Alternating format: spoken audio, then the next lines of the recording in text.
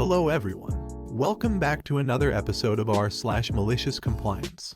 In today's episode, boss presents a shitty contract and says I can quit if I don't want to sign. So I do. Want me to BS a review to get more business. Have fun losing money. And I was the boss's son, had an entitled employee on my crew make a mistake. Before we get started, be sure to subscribe so that you will never miss a video. So let's get started. Boss presents a shitty contract and says I can quit if I don't want to sign. So I do. I want to mention right away that I posted this on another sub, but it was removed because it didn't fit the rules. I've added some details to this post that I hadn't earlier because I didn't think they were relevant to that sub. With that out of the way, let's get into it. I used to work for a local youth center kind of. I won't name them. The story goes like this. The man who ran the center knew a friend of my family, who told him I was going to college for graphic design and video. He calls me and lets me know that under the umbrella of the youth center he wanted to revive an old local magazine, and wanted it to be run by youth. I was 18. He said that as well as a physical magazine, there was going to be a video component that would go on YouTube and the website, and that I would be a great fit for the team to help with this. He also said that they would assist in getting all participating youth started towards their own business. I was thinking, wow, I'll have a job right out of college, this is great. I was promised on the job training, an eventual pay increase to $18 an hour, and a lot of other stuff. I started at $14 an hour. I won't go into every detail, but basically I was told that I was to write articles for the magazine, as well as all employees would do this. No problem. Slowly but surely we built a small team. I recommended a friend from college who would eventually become the editor. Let's call her editor. Another person who would become my friend was hired and directed/edited a lot of videos I worked on. We'll call him director. And there was also a sound technician named Rapper. There were other employees as well, but the four of us were the main magazine crew. The rest helped but mostly worked at the youth center for youth reasons. Now that I've explained that, we can get into it. Over the course of my employment, a lot of shady things happened. The center claimed that they would help us start our own businesses, and we should get business licenses and they would contract us. In reality, this was a way for them to avoid paying taxes and making us do it instead. As well, there were a lot of make a video about blank orders, but no instructions until the finished video was handed in. We did stories on a lot of cultural topics, so this could be really difficult at times. On top of that, the boss was almost never there, so when we had questions we basically had to figure things out ourselves. Despite all of this, I was loyal. I worked there for 2 years, and I'm confident that I was a major reason we were going for a while, because whenever somebody messed something up in video, I was the one they came to fix it, sometimes with hours left to deadline.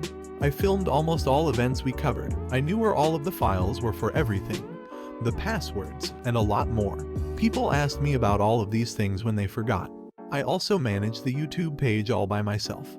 But for whatever reason the boss started to trust us less and less. Locks were changed on the doors so none of our keys worked. Director and I were placed in an office where somebody was constantly watching us. Our time cards were argued about, and we were accused of only playing video games while at work. We played our switches at lunch. I think he had trust issues because he's a sketchy person. He had the kind of fake being friends with everybody in case you need a favor view on life. Director and I started to be blamed for bad camera framing when we weren't even at the shoot. This got to the point where we were told to take extra training. But editor, who was mostly responsible for these mistakes, was treated like a queen. Even if I complained about something editor had done, nothing would ever come of it. Then comes December 2018. Boss calls a meeting. He tells us all that the magazine will be transitioning into its own business separate from the youth center. Here, on top of video and writing duties, we will be searching for contracts and driving to other cities in our province to film. He then proceeds to hand us a contract that we're required to sign if we continue to work for him. This contract sucks. There were a lot of things in there that would screw us over, but the main things were that while working for them we wouldn't be allowed to conduct our own contracts, and if we quit, we can't work in our field in any of the whole province for 6 months. On top of that, our job titles would be changed to interns and our pay would stay the same even though we were promised $18 an hour. Literally all of us were mad about this contract, but whenever we brought up problems, he would say this in non-negotiable. It's a perfectly normal contract. He also accused me of trying to find loopholes whenever I tried to discuss it. I have no idea about contracts, but if you're claiming to start youth up on their own businesses, this is not how you do it. He let us know that to aid with the transfer to a new business he was in talks for a new contract worth a lot of money, but didn't disclose how much.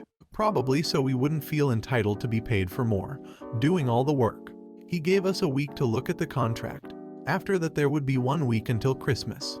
I spent all of the week dreading the next Monday when I had to make a decision.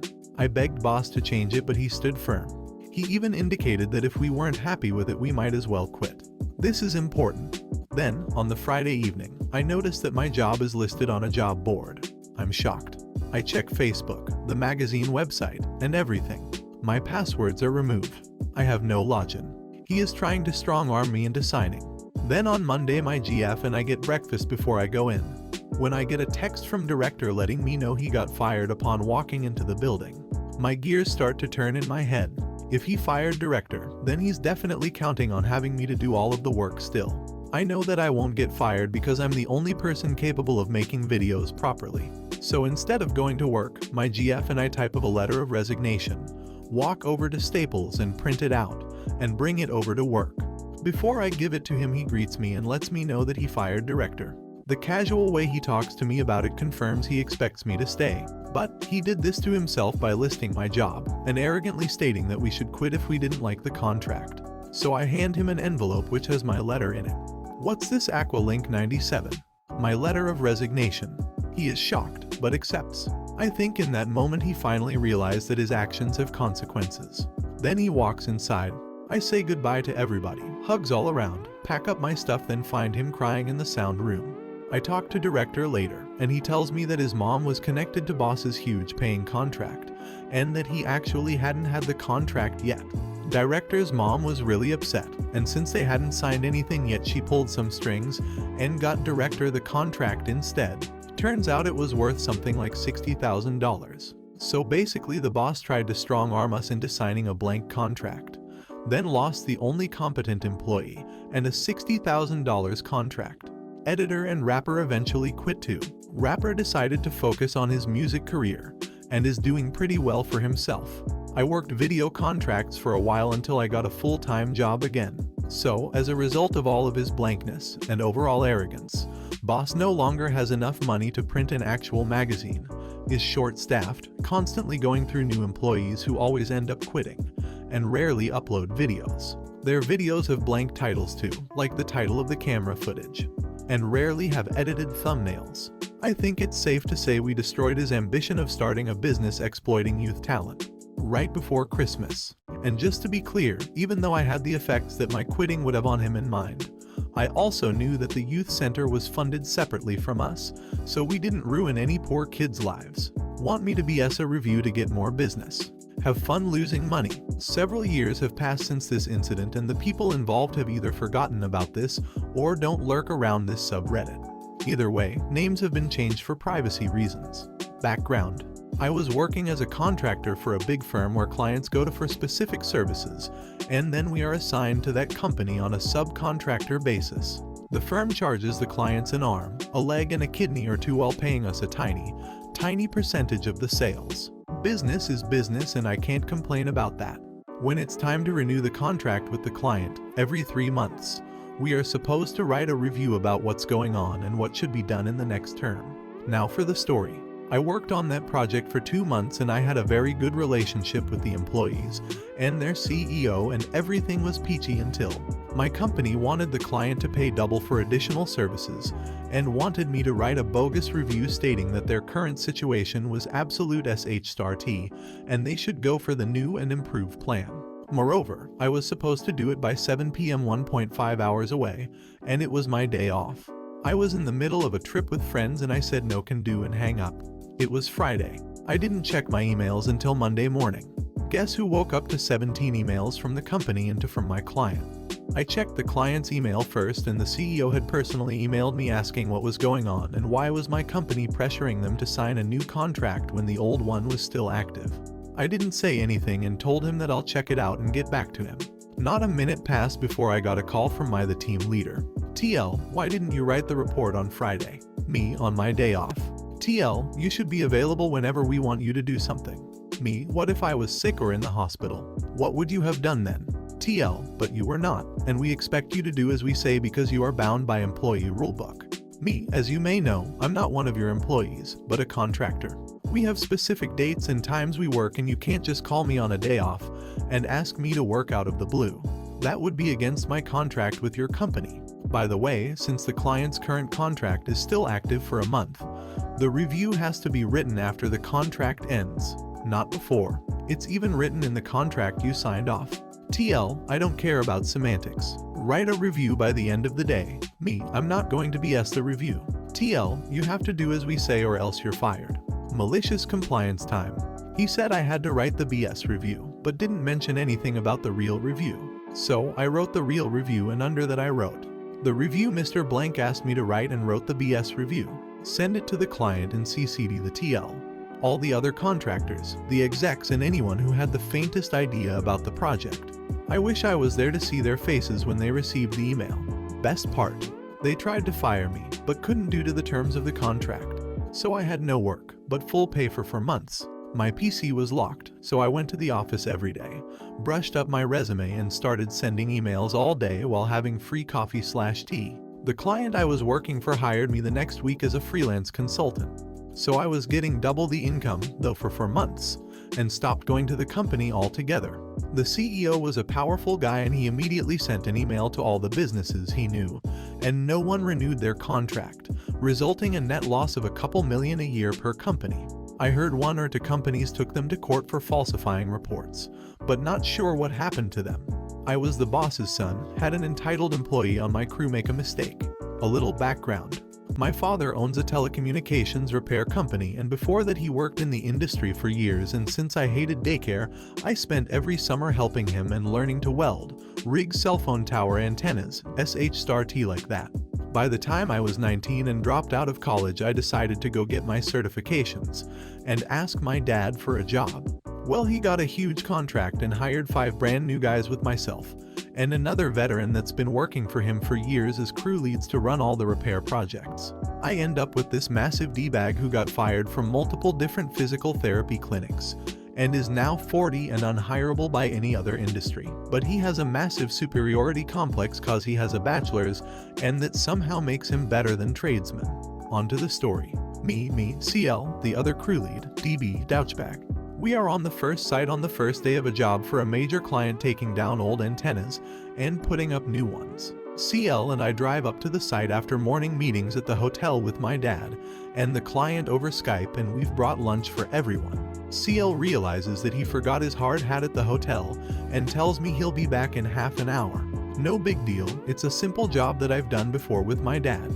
I drop the sandwiches in the refrigerated server room and go over to DB, who using a trailer hitch winch to haul a brand new antenna up the tower to our other guys who are 700 feet up at the top waiting to install it. He's got the antenna about 150 feet up at this point.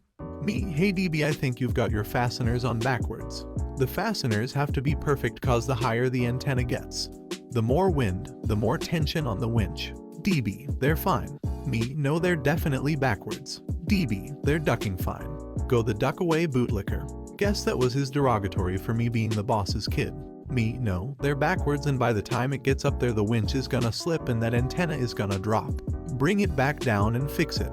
DB, I don't have to do SH*T for someone who's half my age and couldn't make it through a year of college. Only reason you're here is your daddy's kid and can't make it in the real world. Right as he finishes the sentence, I hear the winch crack, so I grab DB and run both of us into the server shelter, smashing all the sandwiches in the process while the winch flies out of the hitch mount and the antenna drops like a rock onto the truck, carving straight through the cab and into the ground underneath. Me, a duck, so you can't rig right and don't have the common sense to put the pin in to secure the winch to the truck.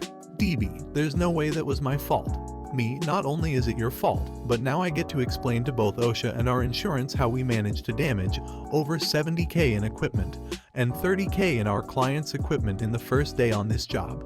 I spent the rest of the day calling OSHA, my dad, our insurance, and my mother, our accountant, to make sure that all the right reports get filed and our behinds are covered on all bases.